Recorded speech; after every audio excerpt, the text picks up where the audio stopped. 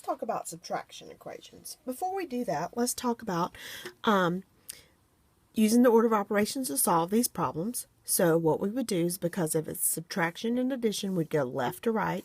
So 9 minus 7 is 2, and then 2 plus 7 gives me back to 9. Okay. 15 minus 5 is 5. Sorry, it's 10. And then 10 plus 5 is 15. So that gets me back where I started. If I look at this next problem, I have 7 minus 3. That gives me 4. And then 4 plus 3 gets me back to 7.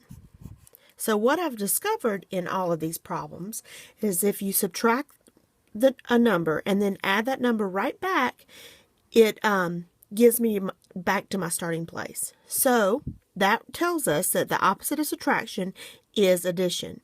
So if we have equations that have a number subtracted from it, like these, then to solve those, we must add that number to each side. So the opposite of take away 8 is adding 8. If I add it to one side, I have to balance that equation and add it to the other. So here I'm left with x, and then 10 plus 8 is 18. Okay. Here, the opposite of take away 17 is add 17. If I add 17 on this side, I have to add 17 on this side. Over here, I'm just left with y. And then 34 plus 17, 4 and 7 is 11. So that gives me y equals 51. On these, just because the variable is on this side doesn't mean we treat it any different. We know we need to add the number that is with the variable. So the opposite of take away 16 is add 16. I must balance that by adding it to both sides. Over here, I'm left with m.